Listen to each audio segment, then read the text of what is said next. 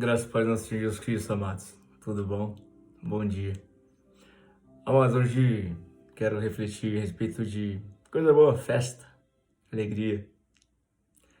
Antes vamos de ler o texto, vamos fazer uma oração. Nosso Pai querido, nosso Pai amado, glorioso Deus, santo Deus de Israel, Deus todo-poderoso, genuíno amor, genuína bondade.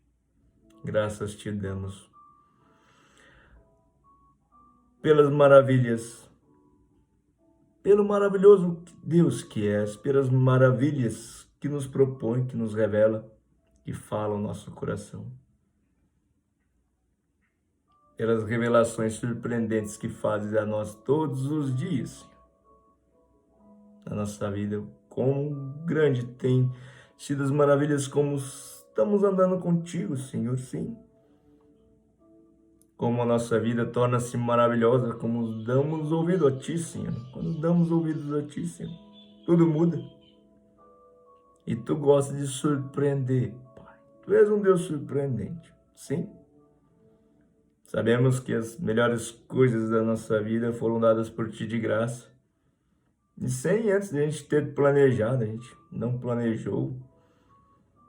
Quem seria nossa esposa, como seria? Quem seria nossos filhos, como seriam? Quem seriam nossos amigos, como seriam? Foi tudo dado de graça. Surpreendentemente, Senhor. Glorioso Deus, maravilhoso Deus. Pai, em nome do Seu Filho amado Jesus Cristo, ó Deus, revela-nos, Senhor, o que tem para nós nesse dia, Pai. Venha falar conosco, ó Deus. Fala conosco. Que sejas Tu aqui, Senhor, falando para nós. Que Tu cresças aqui e eu diminua. Sim, Deus. Suplicamos em nome do Seu Filho amado Jesus Cristo. Venha falar conosco, ó Deus. Através dessa Tua palavra, Deus. Sim, é o que suplicamos em nome do Seu Filho amado Jesus Cristo, ó Deus. Glorioso Deus. Amém. Galerinha, vou ler o texto aqui. É muito conhecido. Talvez um dos mais conhecidos, né? Tá lá em João, capítulo 2. Titulado Casamento em Caná da Galileia. Vou dar início. Capítulo 2, do versículo 1 adiante. 3 dias depois, houve um casamento em Caná da Galileia. E a mãe de Jesus estava ali. Jesus também foi convidado com os seus discípulos para o casamento. Tendo acabado o vinho, a mãe de Jesus lhe disse. Galerinha, quero voltar aqui no versículo 1, que tem, enfim, uma palavra, né, que define um número, em que nos chama muita atenção. Assim, ó. Inicia-se o capítulo 2, enfim, pelo versículo 1, dizendo, 3 dias depois, houve um casamento.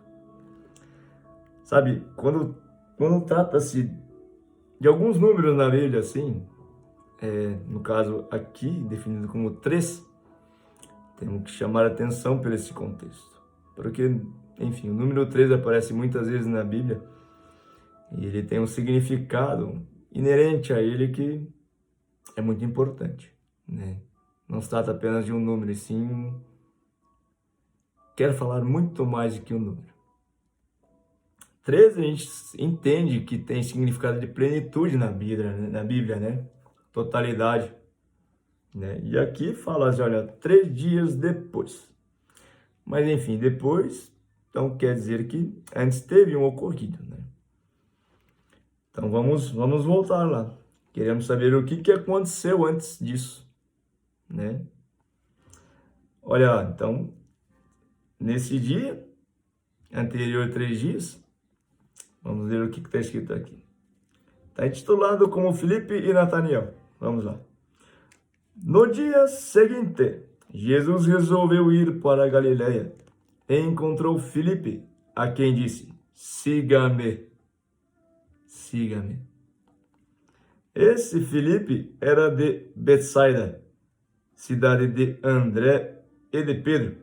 Filipe encontrou Natanael e lhe disse: Achamos aquele quem Moisés escreveu na lei, a quem se referiram os profetas, Jesus o Nazareno, filho de José. Então Natanael perguntou: De Nazaré pode sair alguma coisa boa? Olha, que pergunta ser feita, hein? Mas tá. Filipe respondeu: Venha ver. Jesus viu Natanael se aproximar e disse a respeito dele: Eis um verdadeiro israelita, em quem não existe fingimento algum. Essa pergunta aqui tá mais como, sei lá, tipo assim, parece que é uma pergunta oposta, né? Tá falando que talvez, enfim, né? Tá sendo meio humorado, meio, sei lá, não sei, né? Eis um verdadeiro israelita, em quem não existe fingimento algum. Tem alguém que não foi fingido alguma vez?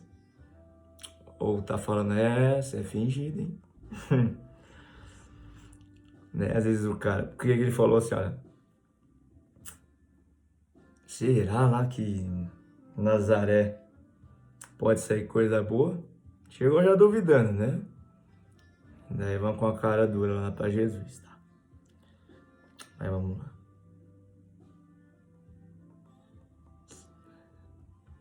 Olha só como é que ele responde. Então, Jesus falou: Eis um verdadeiro israelita, em quem não existe fingimento algum. Olha só como é que Natanael responde. Natanael perguntou a Jesus: Ué, de onde que você me conhece? De onde o Senhor me conhece? Jesus respondeu: Antes de Filipe chamá-lo, eu já tinha visto você debaixo da figueira. Jesus estava sondando ele. Aonde? Debaixo da figueira. A figueira, muitas vezes até em música, né? Muitos louvores falam, né? Fruto da figueira, ainda que a figueira não dê fruto, né? Fruto da figueira.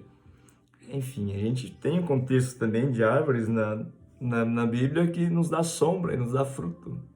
Enfim, possivelmente podemos imaginar que Natanael estava debaixo da figueira, usufruindo da sombra dela e do fruto dela, né?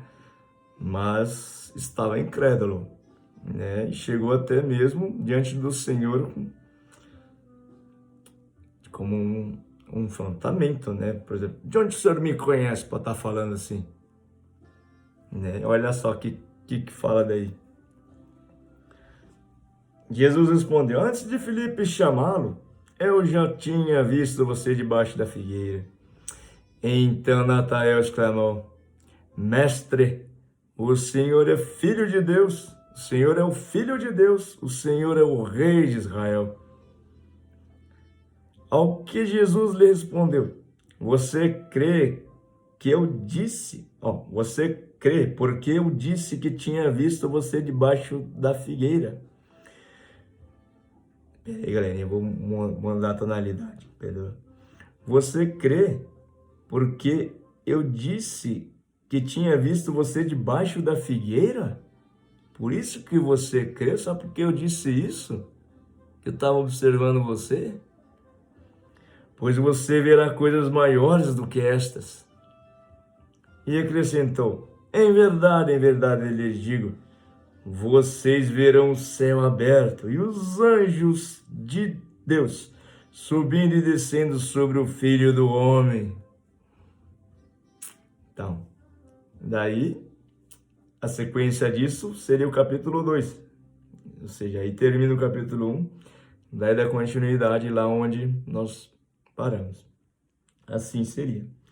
3 dias depois houve um casamento em Caná da Galileia e a mãe de Jesus estava ali. Jesus, tá? Vou falar a respeito desse número 3. Como ele está vinculado a tempo, sabe?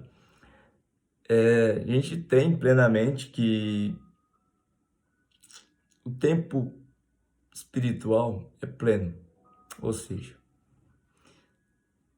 da mesma forma que o número 3 remete à plenitude, o tempo espiritual é pleno. Quer dizer o quê?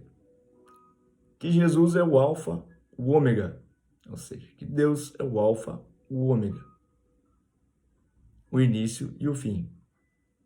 Ele é o início e o fim, ou seja, ele está no início e no fim, também aqui e agora, é pleno, total, ele é o tempo. É difícil de entender, tá? Olha só, o tempo terreno, talvez muito se assemelhe a uma linha, né? Essa linha aqui, ó. Vou colocar aqui, ó. Tá, a gente sabe que aqui no início dela, aqui começa. Daí vai indo o tempo, assim, ó, vai indo, né? Tá vendo aqui, ó? Aqui é o início. Daí, ó, vai indo, né? Esse é o tempo. Tá, como a gente colocou uma linha, que é um objeto físico, né? De repente podemos visualizar como talvez milímetros. Então, digamos que comparar essa linha com algo dimensional, com milímetros. Ou seja, vamos considerar que mais ou menos cada minuto seria 1 milímetro e cada hora seja equivalente a talvez só enfim, algo dimensional também. Se cada minuto 1 milímetro, então cada hora seria 60 milímetros, ou seja, 6 centímetros, né? 6 centímetros daria aqui, então. E 6 centímetros. Então, quer dizer que eu percorrendo esse tempo, de minuto em minuto, em 1 hora estaria aqui, certo? Seria só um comparativo com algo dimensional. A gente pode visualizar, né? Então, ou seja, é uma dimensão só. A gente sabe que a gente vai passar por aqui, ó, para sair desse início aqui do 0 milímetro, né? A gente vai passar por 1, 2, 3, 4, 5, 6 milímetros, enfim.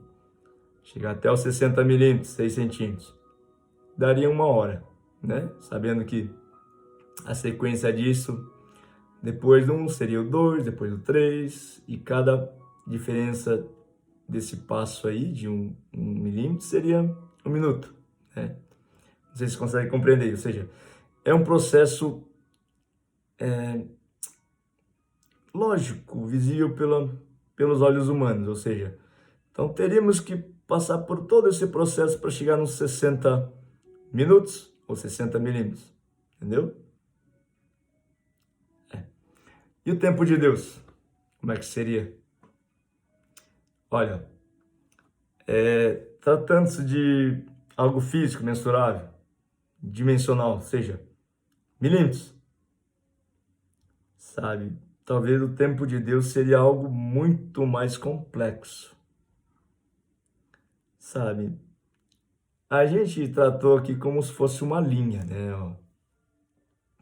A gente sabe que no espaço que a gente vive, uma linha é algo unidimensional, ou seja, uma dimensão só, uma linha, uma dimensão, uma linha, sabe? E digamos que na física, na matemática, tem algo que expressa muito a relação entre dimensões, que seria o espaço, ou seja, bidimensional, tridimensional, né?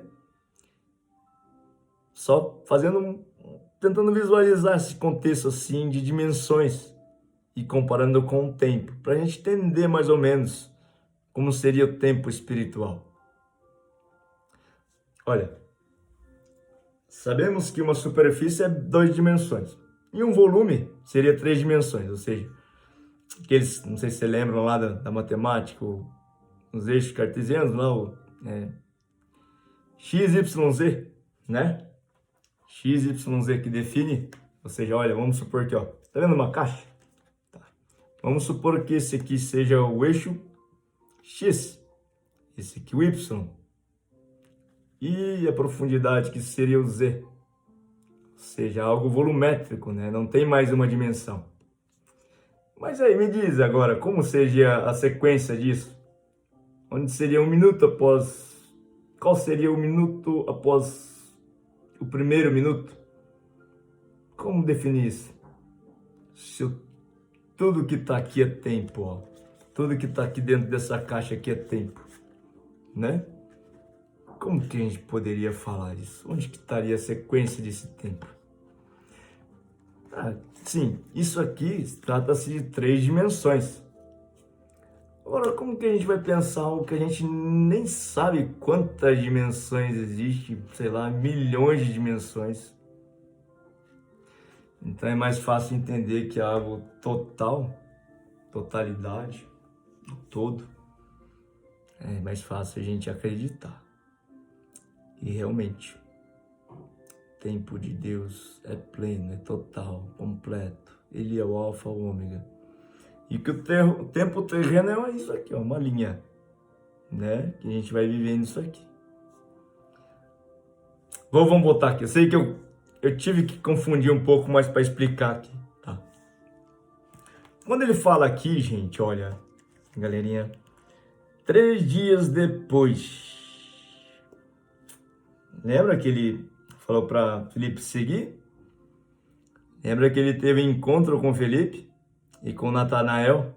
E Natanael estava debaixo da figueira, só usufruindo as bênçãos de Deus, mas estava meio orgulhoso assim. E daí Deus falou: olha, sei de tudo de você. E daí ele, por quê? Experimentou algo meio que sobrenatural. Olha, tu és o Senhor mesmo. Sim, tu és o Todo-Poderoso. Aí começou a sacada. Talvez aí realmente foi impactante. Depois disso, olha, 3 dias. Dias a gente remete a tempo. 3, plenitude. Depois de 3 dias. Sabe? Olha, eu vou começar uma linhagem de pensamento aqui, uma reflexão, que não vai mudar o fundamento de tudo isso que está escrito aqui.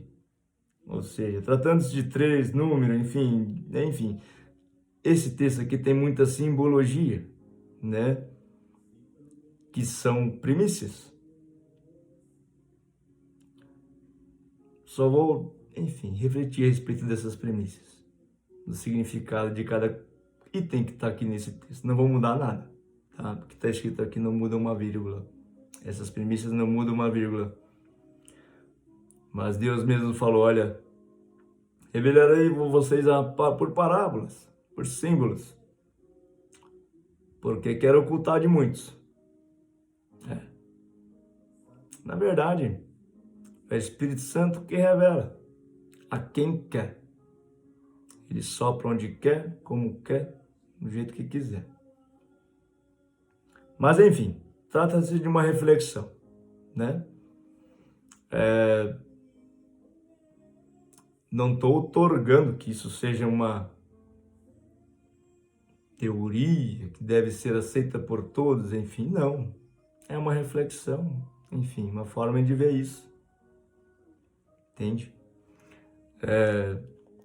Caso lhe agrada e traz paz, então serve como uma reflexão. Caso não, como a palavra diz, né?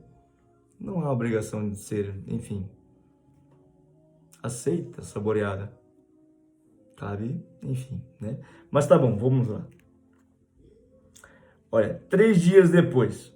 Olha, temos aqui que 3 é plenitude. Dias, tempo. Como que eu posso falar todo o tempo depois? Não seria uma transferência de tempo, ou seja, onde ele passa do tempo terreno para o espiritual? enfim, não seria quando ele passa realmente a tocar a Jesus no seu íntimo, no seu espiritual? Sabe? Quando a gente ora, venha a nós o vosso reino, venha a nós o vosso reino, não é que a gente quer ir morrer, e quando a gente morrer que a gente vai pro reino, não. É uma oração, por se tratar de uma oração diária, quando a gente clama, venha a nós o vosso reino, é vir o reino de Deus aqui. E o reino de Deus é espiritual. Quando vem o reino de Deus, vem ele em sua plenitude, o tempo em sua plenitude. Nós já não, no reino de Deus, não podemos olhar com esse tempo milimétrico aqui, olha, com uma dimensão só, sabe? O reino de Deus é pleno, inclusive o tempo. Estou falando isso porque esses 3 dias ele faz uma conexão com o reino de Deus espiritual, tá? Mas eu vou dar sequência aqui. 3 dias depois houve um casamento em Caná da Galileia e a mãe de Jesus estava ali. Sabe, essa palavra mãe também Jesus expressa num contexto que fala, olha, a minha mãe e os meus irmãos são aqueles que fazem a vontade do meu Pai. Então seria um casamento onde a mãe de Jesus estava presente. Poderíamos falar, olha, aqueles que fazem a vontade do meu Pai também estão presentes. Jesus também foi convidado com os seus discípulos para o casamento. Então, Jesus foi convidado com os seus discípulos para o casamento. Sabe, aqui não fala de quem era o casamento. Não. Mas olha só, é muito expressivo na Bíblia em que a noiva, a igreja de Jesus, haverá de se unir-se com Jesus, com o Cordeiro, no reino, na sua glória.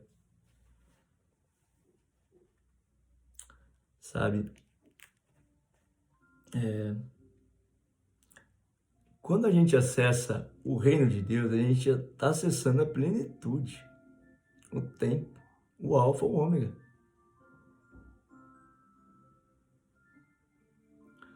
Não será que quando a gente realmente busca o reino de Deus, a gente estaria casando com Jesus? Com a igreja casando com Jesus? Quem é a igreja? É nós. Sim. Aqueles que são escolhidos, como ele falou aqui, olha, siga-me. Se ele está seguindo é porque alguém chamou ele. Foi escolhido.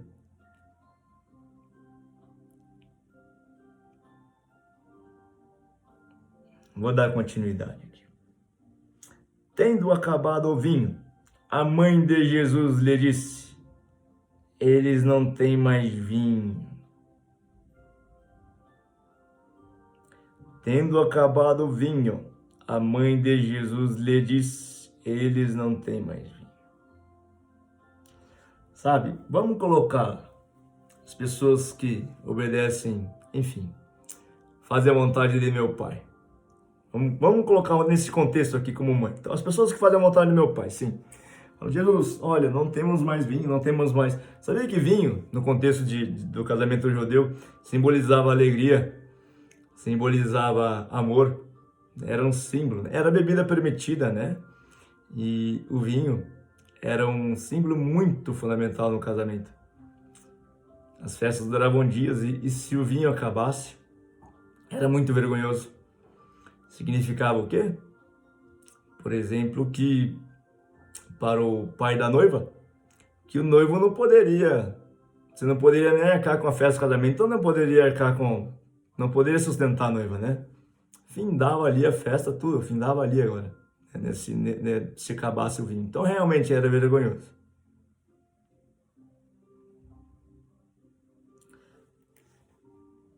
Sabe, tratando-se que o pai da noiva nosso Pai, Pai da igreja, é Deus? Falar, poxa, Jesus, você não pode manter essa noiva? Tendo acabado o vinho, a mãe de Jesus lhe disse, eles não têm mais vinho. Mas Jesus respondeu, olha só como ele prova. Por que a senhora está me dizendo isso? Ainda não é chegada a minha hora? Ó, a ousadia da igreja. Então ela falou aos serventes, façam tudo o que eles disseram. Façam tudo o que ele disser.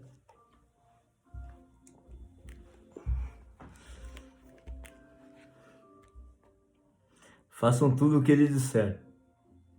Estavam-lhe 6 potes de pedra, que os judeus usavam para as purificações.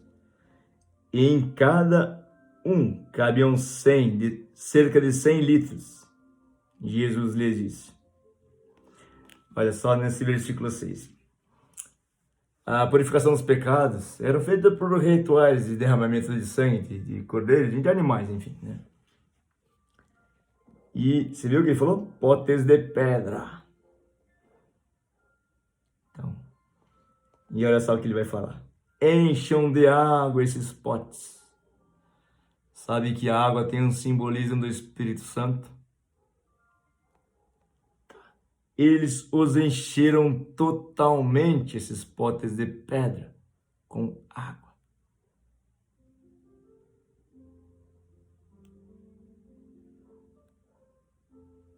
Totalmente. Não pode ter espaço para outra coisa, não.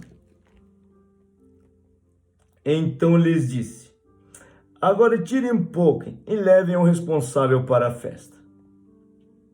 Eles o fizeram. Quando o responsável pela festa provou a água transformada em vinho, ele não sabia de onde tinha vindo, por mais que os serventes que haviam tirado a água soubessem. Chamou o noivo. Ele disse, todos costumam servir primeiro o vinho bom. E quando já beberam muito, servem o vinho inferior. Você, porém, guardou o melhor vinho até agora. O melhor vinho até agora. Todos, enfim, a maioria, remete à normalidade, a maioria, né? Ou seja, talvez podemos pensar até naquela porta larga, né? O que o inimigo faz? Ele não oferece um veneno doce depois de dar desgraça? Jesus não. Pega você na desgraça e faz vinho novo, o melhor. O melhor. Nunca ele tinha tomado um vinho tão bom.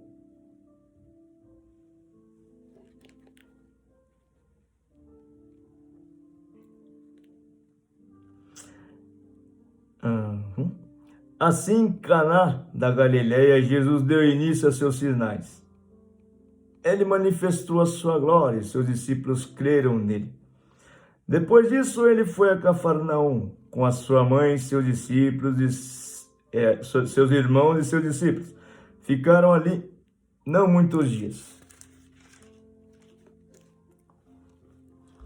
Olha só, vou dar continuidade aqui. João, capítulo 2, 13, capítulo 2, versículo 13. E está intitulado como Jesus purifica o templo. É a continuidade daquele texto lá. Estando próxima à Páscoa dos judeus, Jesus foi para Jerusalém. Encontrou no templo os que vendiam bois, ovelhas e pombas, e também os cambistas assentados. Tendo feito um chicote de cordas, expulsou todos do templo, com as ovelhas e os bois. Derramou o dinheiro dos cambistas pelo chão, virou as mesas, e disse aos que vendiam as pombas, tirem estas coisas daqui, não façam da casa de meu pai uma casa de negócio. Os seus discípulos se lembraram que está escrito, o zelo da tua casa me consumirá. Tá, depois eu vou voltar aqui. Então os judeus lhe perguntaram: que sinal você nos mostra para fazer essas coisas? Jesus lhe respondeu: destruam esse santuário em 3 dias. 3 dias eu o levantarei. Os judeus responderam: este santuário foi edificado em 46 anos, e você quer levantá-lo em 3 dias? Ele, porém, se referia ao santuário do seu corpo. Quando, pois, Jesus ressuscitou dentre os mortos, os discípulos dele se lembraram que ele tinha dito isso e creram na Escritura e na palavra de Jesus. Tá, primeiro eu vou voltar lá, olha. Sabe que a casa do Pai, a gente sabe hoje muito que ele mora em nosso coração, né? Então, vinculando que o zelo da tua casa me consumirá, entendendo que ele está morando nessa casa agora, entendendo que essa casa do seu coração tem que ser do jeito que ele quer. Sim, porque olha lá, só voltando lá naquele, quando ele chama Filipe, siga-me, foi escolhido. Encontrou o mestre, estava debaixo da figueira, orgulhoso. Olha, vem lá, vamos ver Jesus. Bateu de frente com Jesus, viu que Jesus era o Senhor. Sim, quando você teve aquele primeiro impacto com ele. Depois, você saiu desse mundo terreno e se emergiu no mundo espiritual, sim. Se emergiu no reino. Até que ele fala, olha, houve um casamento. Sim. Já é luz e as trevas vão se dissipando. Jesus mora onde? Olha, não tem aquele termo lá? Quem casa quer casa? Jesus está morando no seu coração, enfim. Se você se emergiu no meio espiritual dele, no mundo espiritual, no reino. Só que a casa do seu coração tem que ser conforme Jesus quer. Olha lá. O que significa isso então? O zelo da tua casa me consumirá.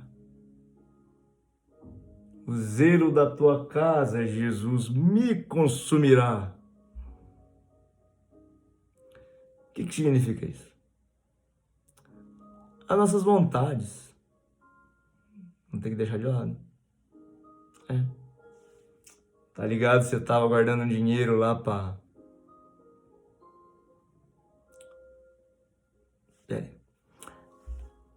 Sabe aquele tempo que você gastava com coisa supérflua?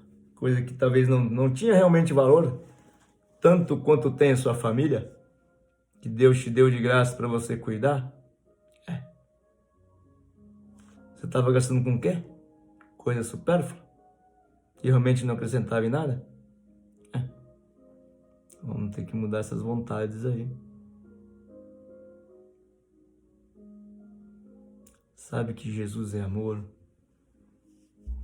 Sabe onde que você pode aplicar realmente o amor? Onde que, de repente, conseguimos entender algo próximo do amor incondicional? Quem é que vai visitar você na cadeia quando você estiver lá? Quem é que vai cuidar de você quando você for amputado? Quem é que vai cuidar de você quando você precisar? É o zelo. Temos que ter zelo. Por que se gasta tanto tempo com coisa supérflua e não gasta tempo com coisa importante? Vamos ter que deixar algumas vontades de lado, realmente, para cultivar essa casa de Deus. Sim. Vamos ter que mostrar nosso coração. Quem manda aqui é Deus. Essas coisas supérfluas aí, ó, esquece. Deixe a voz do Espírito Santo agir em você. Deixe ele fazer, organizar a casa como ele quer. Já é luz e as trevas vão se dissipando. O que é trevas tem que sair, sim. Tá, e você e a esposa? Tá ligado aquelas 15 mil que você tava guardando pra plástica lá? Pra se ficar, de repente, aparentemente mais bonita? Dá pra tirar umas gordurinhas da barriga, 15 mil reais? Talvez ficaria com um ego mais elevado, enfim, né? Mais aliviada, mas com ego mais elevado, enfim, não sei, vaidade, que sei lá. Por que você não pega esse 15 mil aí, já que seu marido realmente caiu na real e tá gastando tempo com a sua família, compra um presente para ele? Deixa a sua vontade, faça a vontade dele.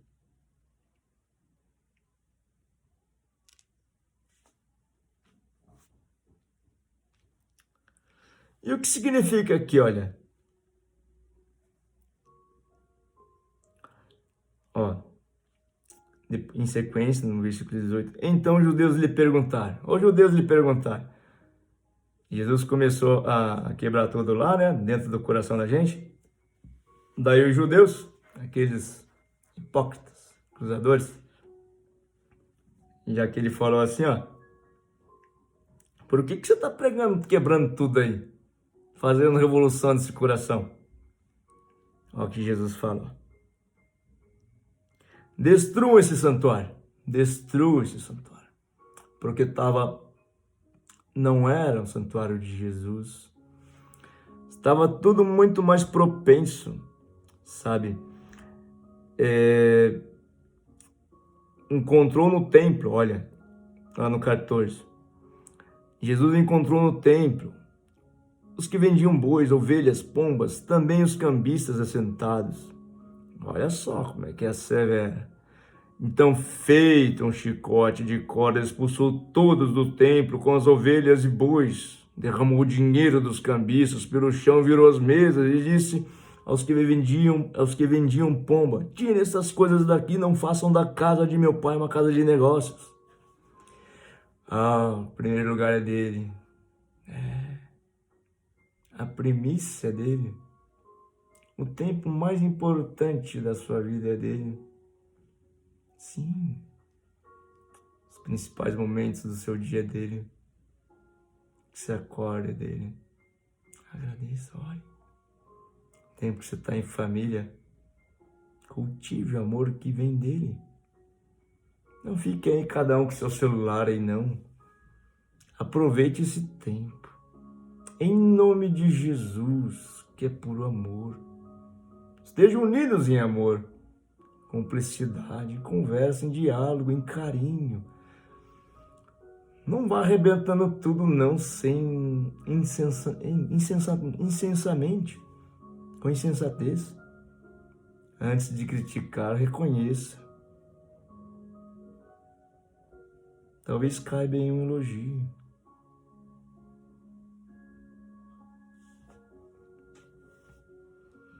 Não transforme essa casa do seu coração em outras coisas além de amor, tá? Porque o amor vale mais que tudo. Dinheiro não compra amor.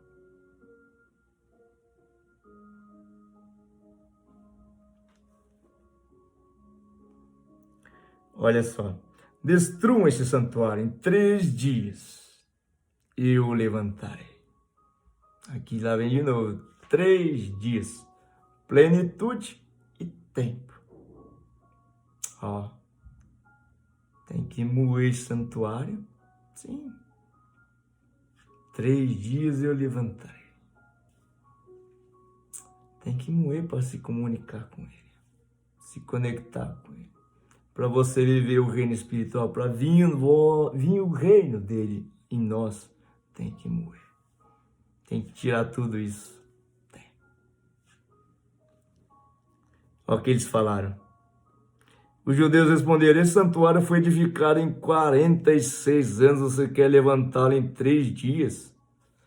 Fico pensando assim, olha, Cara, o demônio precisou 46 anos para deixar feio do jeito que tá. Isso é que assim, revolucionar em 3 dias? Quero e posso. Eu sou todo poderoso, mas eu vou moer bonito, ó. Vou transformar isso da água pro vinho em 3 dias. Hora que vinha o reino, isso significa 3 dias. Já não é temporal aqui, ó. Já não é terreno, o reino é espiritual.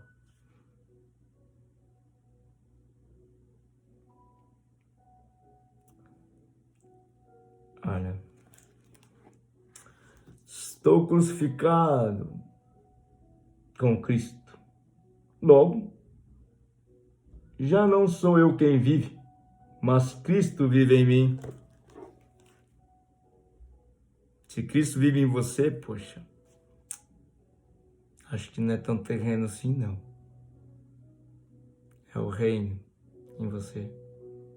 Sim, as qualidades do reino: amor, paz, longanimidade, benignidade.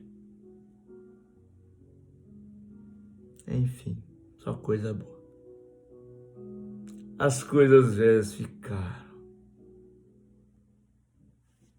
Sim, o velho homem morreu, nasceu de novo, um novo homem.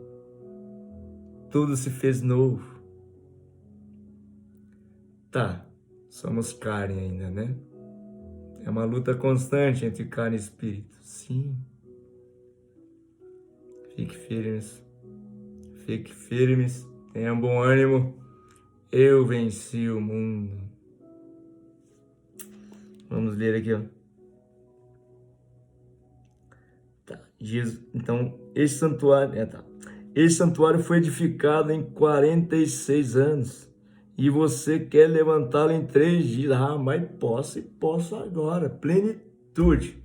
Eu sou o Alfa e o Ômega, eu sou o início e o fim, eu sou o tempo em plenitude. Pronto. Se eu estou falando que se está moído, eu levanto, mas levanto bonito mesmo. O Espírito Santo desce sobre você e você já é luz. As trevas vão se dissipando.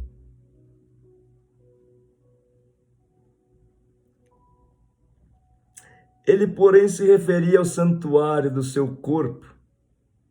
Quando, pois, Jesus ressuscitou dentre os mortos, os discípulos dele se lembraram que ele tinha dito isso e creram na Escritura e na palavra de Jesus. Sim, ele, porém, se referia ao santuário do seu corpo, a igreja. Quem é a igreja? Somos nós. Uma vez que ele bate nessa porta e você abre, você passa a morar no coração dele e ele no seu coração. Você é a igreja de Cristo a partir desse momento. Galerinha, eu vou fazer uma reflexão aqui também com o texto que está lá em Lucas 3.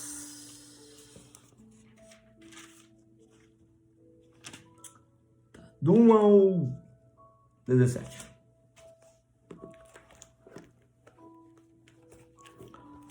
Está intitulado assim, Pregação de João Batista. No 15º ano do reinado de Tibério César, sendo Pôncio Pilatos governador da Judéia, Herodes tetrarca da Galileia, seu irmão Filipe, tetrarca da região de Itureia, e Traconites e Lisanias, tetrarca de Abilene, sendo sumos sacerdotes Anás e Caifás, a palavra de Deus veio a João, filho de Zacarias. A palavra de Deus veio a João, filho de Zacarias, no deserto. No deserto, lugar árido, sem vida. Talvez a gente não consegue ver lá o fim do deserto, né? Talvez sem esperança, né? Tá. Ele percorreu toda a região nas imediações do Rio Jordão, pregando o batismo de arrependimento para a remissão de pecados, conforme está escrito no livro das palavras do profeta Isaías. Conforme está escrito no livro do profeta Isaías, ou seja, foi profetizado esse momento em que a palavra veio a João, sim, no deserto. Era profético isso, ou seja, é determinante, é uma lei. Tá?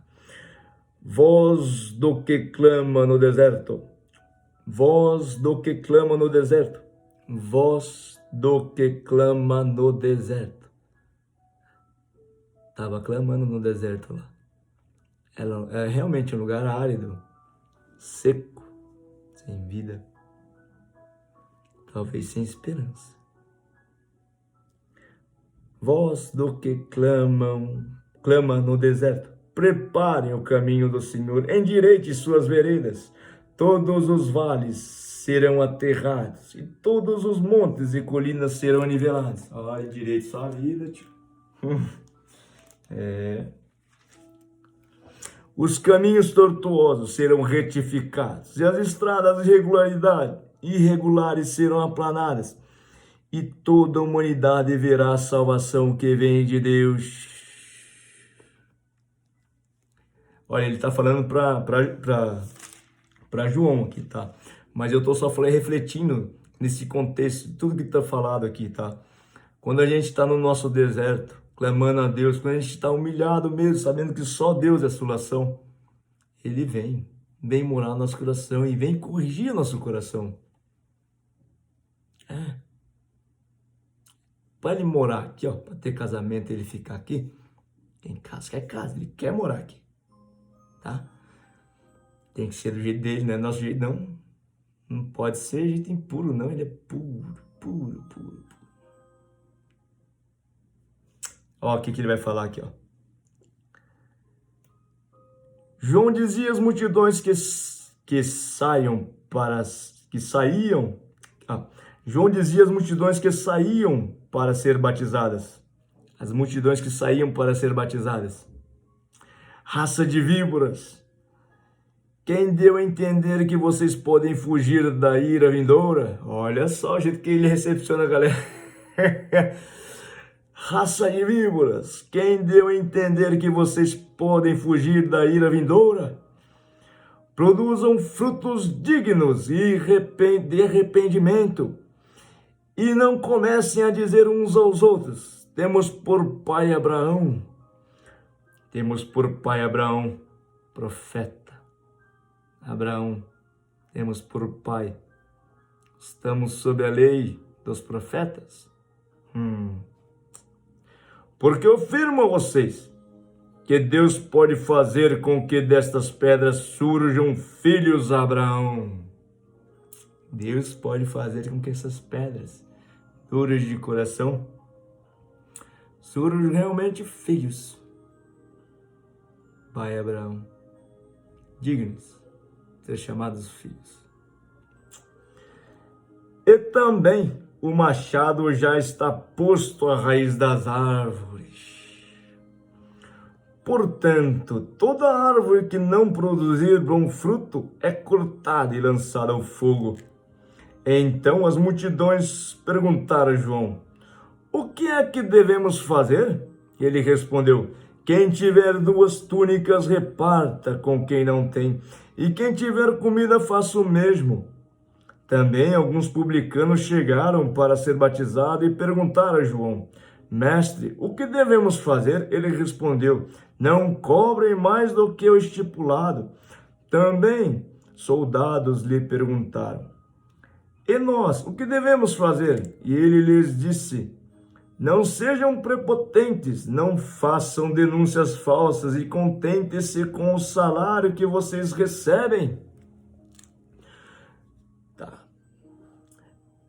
Estando o povo na expectativa e pensando todos em seu íntimo a respeito de João, se por acaso ele não seria o próprio Cristo, João tratou de explicar a todos. Olha, só reportando lá, você viu como é que ele recepcionava a galera que ia batizar? Se converte, galerinha. É no coração aqui que tem que converter. Não é simplesmente jogar água e estar batizado, não. O Espírito Santo vinha aqui, ó. Tem que converter.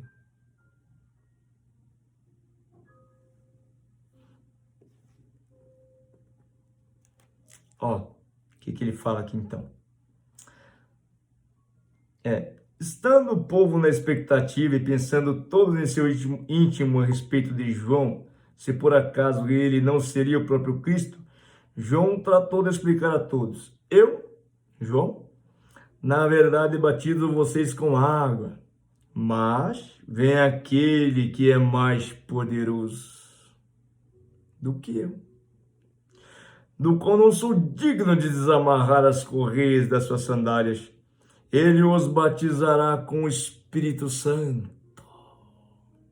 e com fogo. Ele tem a pá em suas mãos para limpar a sua eira e recolher o trigo no seu celeiro, porém queimará a palha num fogo que não se apaga.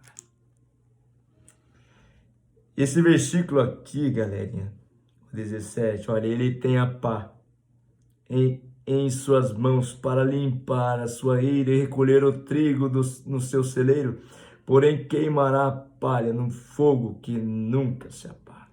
Tem muita reflexão a respeito disso. Enfim, nesse caso, essa pá é aquele tridente que a pessoa pega aí como o trigo, enfim, as grandes trigo é mais pesado e a palha é leve, né? A palha vai com o vento e fica fazendo assim, é como uma limpeza mesmo, separando a palha do trigo, né? E tem muita reflexão falando que, sim, muito válida, sim, com todo mérito e verdade, que ele está limpando mesmo, né? O trigo, aquele que quer para o seu celeiro, da palha que vai ser queimada e levada pelo vento. Eu faço outra reflexão também, sabe? Com relação a esse fogo que ele batiza, nós mesmos, que não se apaga. Sabe que o fogo, num contexto, ele vem para nos dar o Espírito Santo, para nos dar o Espírito Santo, nos ungir, enfim, os frutos do Espírito, paz, alegria, amor, bondade, longanimidade, benignidade. Mas sabia que o fogo vem como uma marreta também para quebrantar a gente? Porque só sendo humildes podemos acolher verdadeiramente o Espírito Santo. Sim. E é bom que esse fogo não se apague, mesmo na nossa vida também, sabia? Porque somos carnais, ainda somos carnais. Não é mesmo? E quando recebemos muita bênção, dá uma esquecida de Jesus, de Deus, tem que fazer o quê? Purificação. Tem que quebrantar de novo. Reconhecer que não somos nada, que somos pó. E do pó voltaremos, somos pó. Realmente, quando a gente se exalta, galerinha, esse fogo tem que purificar novamente. Assim como fez com Paulo.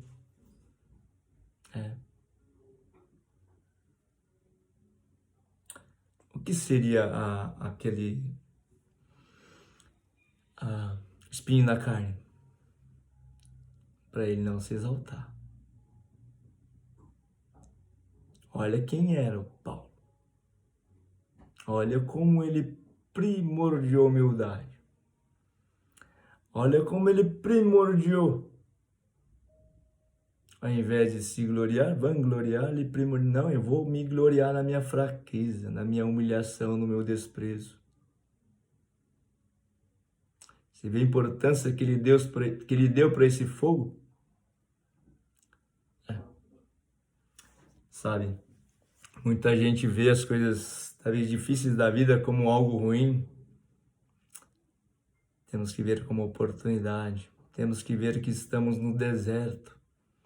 E temos que ver que se clamarmos a Ele, Ele virá. Como fez com João aqui. Como fez com João. Como ele fala aqui, olha. Voz do que clama no deserto. Voz do que clama no deserto. Profético.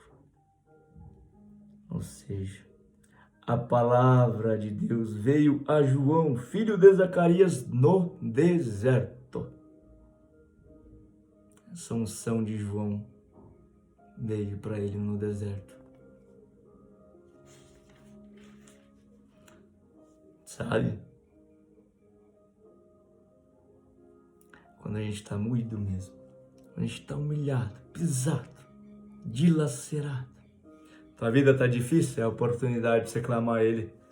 Tua casa está destruída, sua vida está destruída, clama a Ele. Seu casamento está destruído, clama a Ele. Sua casa está destruída, clama a Ele. Teve que moer, teve. Para você ficar humilde, quebrantar, saber que precisa dEle. Clama a Ele. Sim, haverá aí um casamento no seu coração, Ele vai entrar no seu coração e vai corrigir o seu coração do jeito que Ele quer.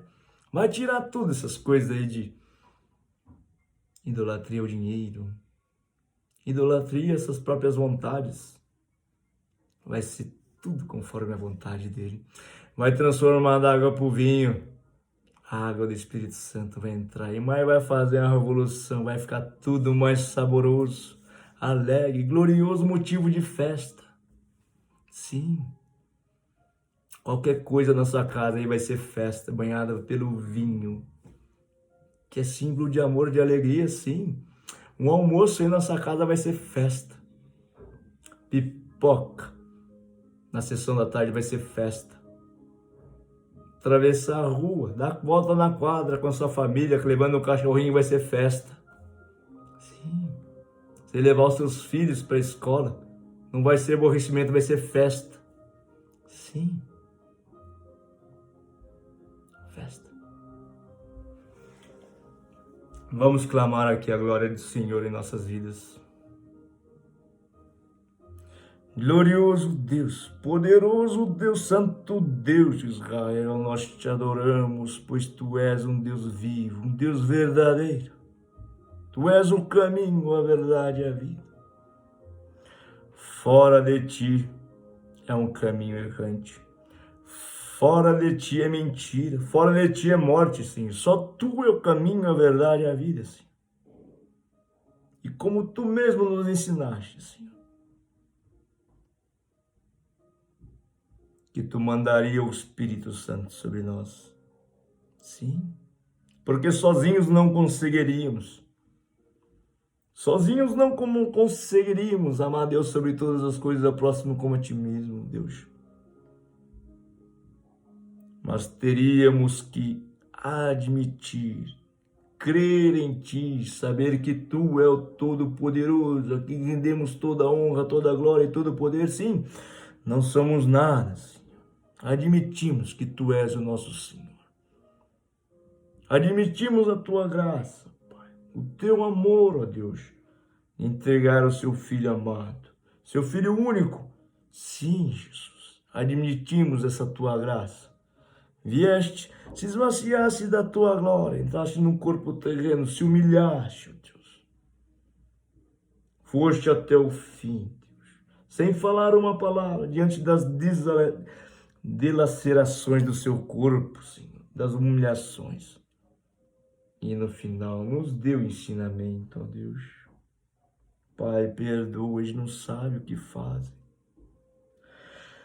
Oh Deus, como é tão maravilhosa a graça do Seu amor por nós, ó Deus. A Seu perdão, a Sua misericórdia por nós. Pai, suplicamos em nome do Seu Filho amado Jesus Cristo, Senhor. Tem compaixão desse povo errante, Senhor, que tem a vida destruída, Senhor, que está humilhado, pisado, dilacerado pelas artimanhas, armadilhas de inimigos, Senhor, que tem sua vida destruída, Senhor. Sim, nada tem sabor mais nesse casamento, nessa família, Pai. É só desavença, só grito, só humilhação, só piso. Tem compaixão, Senhor, desse casamento que não tem mais vinho da alegria, que acabou-se o vinho, Senhor.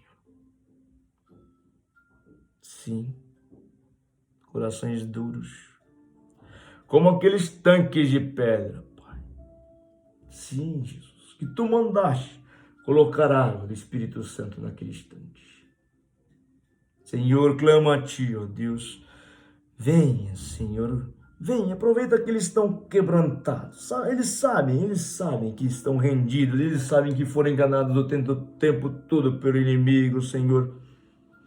Sim, Deus, aqueles que estão clamando por Ti, Pai, que reconhecem que Tu és o Todo-Poderoso, que pode tudo, transformar a água no vinho. Venha a eles, derrama graça do Teu Santo Espírito, como fizeste com aquelas talhas, Deus, de pedra, aqueles tanques, aqueles potes de pedra. Vem, derrama a graça do Espírito Santo sobre esses corações, sobre esses lares que clamam a Ti, ó Deus. Eu creio, Senhor, que Tu transformarás, Senhor. Dá água para o vinho esse casamento, Senhor. Sim, será o melhor vinho da vida deles. Tudo terá sabor, Pai. Tudo, Pai. Na mesa não haverá xingamento, haverá partilha do alimento, haverá alegria, haverá cumplicidade, haverá carinho, haverá elogio, Pai. Sim. Será motivo de alegria, Senhor. Motivo de festa levar os seus filhos para a escola. E não motivo de peso, ó Deus. Um passeio de mão dada, Senhor. Será um pedacinho do céu. E não algo muito chato, que está ocupando o tempo, que poderia estar sendo ocupado por coisas obsoletas, ou supérfluas. Sim. 5 minutos, 5 minutos, Pai, de mão dadas. Simplesmente dando volta no quarteirão com o cachorrinho, Senhor, será motivo de festa, de glória. O Teu reino ali estará, Senhor, o reino do Teu amor terá sabor, Pai, terá sabor, como esse melhor vinho que tem reservado. Será algo saboroso, porque Tu mesmo disseste, se o sal perder o sabor, para que servirá? Volte a dar sabor nesse casamento, ó Pai, nessa família, nessa casa, Deus. Volte a dar brilho nos olhos dos pais pelos filhos, Senhor. Volte a alegrar esse lar, Pai. Suplicamos em nome do Seu Filho amado Jesus Cristo, ó Deus. Vem com a graça do Teu Santo Espírito, Deus. Vem, transforma, Senhor, o que era velho, o que era morte, em nova vida, Senhor. Venha com a graça do Teu reino, Deus, resplandecer esse lar, Deus. Glórias a Ti, Senhor. Suplicamos em nome do Seu Filho amado Jesus Cristo, certos, Pai, certos da Sua misericórdia, do Seu amor, da Sua bondade, certo, Senhor, que Tu és um Deus de amor, Tu és um Deus bom, Tua bondade durará para sempre, Deus. Certo, Deus, que Tu queres, sim, quer dar vida e vida em abundância a este, Senhor. Certo. Nós Te glorificamos como o nosso Deus verdadeiro, nosso Deus fiel, nosso Deus santo, todo-poderoso, rico em misericórdia, rico em amor. Glórias a Ti, Senhor. Amém. Deus abençoe todo mundo.